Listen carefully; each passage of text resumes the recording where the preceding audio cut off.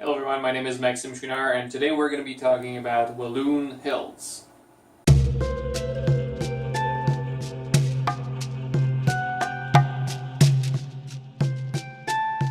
Right, so what are Walloon hilts? So Walloon hilts are swords that are defined mostly by their hilts. This is why we call them that way. The Walloon hilt is usually a type of hilt that has a kind of heart-shaped guard on it, which is usually filled, usually with small apertures on it. Usually has a pommel. It's kind of a semi-basket hilt, really. This one doesn't have much. It only has one branch, but usually it has at least another branch on the side here. And it, most of the time, I'd say 90% of cases, it has a thumb ring as well, which I'm going to be talking about in this video. Now, I always wanted to get a Walloon hilt in the past, and I frequent a lot of auctions, online auctions, and I saw this one pass for a very good price, and I said, okay, so here's my chance. So the thing is, on auction sites, usually you get a picture of the hilt. That's, if you get just one picture, that's all you'll get to see. And so when I received the package, I was kind of perplexed, and when I opened it, well, this is what was inside. So usually, and I would say actually always, Walloon hilts have broadsword blades. They don't really come with saber blades like this, and they're usually much longer. So they're either about the same size as an infantry sword or even a cavalry sword, depending on the use. But this is the shortest Walloon hilt I've seen. There might be other examples, but I've yet to see them. And it's also a rare example of a saber Walloon hilt. I've seen a few, mostly from Switzerland, curiously, but I've never seen one quite like this one. So I was a bit perplexed, but it seems like this is really the original blade. And I thought at first, well, was this maybe a broken blade that got reshaped? If it was broken, it was probably not broken it was probably not as long initially, if it was broken at all. Because of the shape of the blade, you can see that there's a tapper over here, so it really goes, like, if the edge was a little bit longer, would have been maybe a few inches, but not much. So it's really kind of a nice cutlass anger size blade, so really something that you would carry around a ship, or an officer could carry even in battle. And so Walloon hilts were really popular during the 17th century, especially during and after the 30-year war, and this is partly why they came out to be called that way, because of course they were mostly seen during battles in Flanders, in the Netherlands, Belgium, so all around this region of Western Europe. And when the soldiers came back, so when French soldiers came back, they became really enamored with the Walloon hilt, and they decided to equip themselves with it. And even the government, the French king, decided to equip his soldiers with Walloon hilts for a while. So this became a very big trend, and Walloon hilts continued to be used at least until the very late 19th century.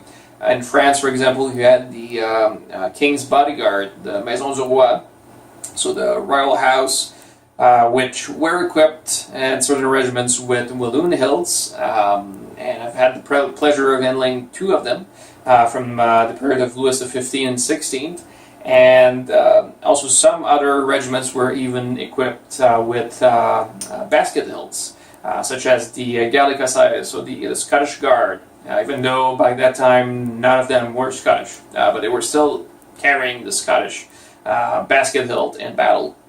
So coming back to this sword here, again, very nice example. It's actually pretty much the exact length of a short Dusac, which I guess is probably the inspiration, at least, for the dimension.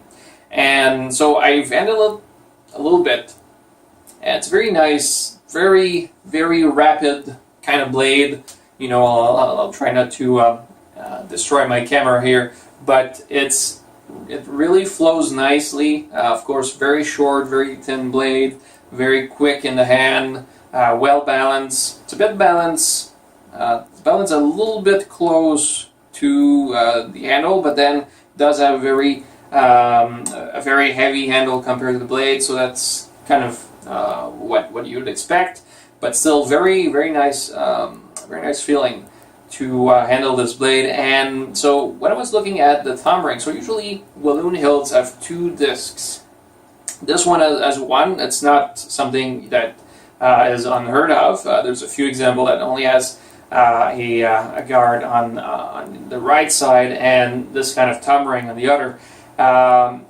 So trying it a little bit, there were a few things that I found about thumb rings like this. So this one, because there's no counter guard, it actually goes a little bit above the guard. You can see it's asymmetrical. And one problem I immediately saw is that if you're grabbing this in a hammer grip, your thumb is slightly exposed to cuts. If you're blocking above your head like this, the blade, as the blade slides down, it's going to be stopped by the thumb ring cover here. But if it hits right in the guard, then there's a danger that it actually slides on your thumb. So I find that a bit dangerous. And to be fair, if you grab the sword like this, the thumb ring kind of loses its function, I find, because like if I really grab it with my thumb like this, I can't really see the point. You know, it's maybe a bit more secure in the hand, but otherwise not much of a difference. Now, I tried a few different things, and I think some people who have tried thumb rings in the past would probably agree with me, is that I don't think this was actually meant to be held this way. I think it's probably meant to be held with actually the tip of the thumb, just like this, or even like this. The reason is, if I put my thumb here, again, I don't have this problem anymore. My thumb is now much more safe, and as well, I get a much better feeling when I handle the blade this way. The moulinets become really more dynamic. I can control the point. I can even use this kind of as I would a thumb grip.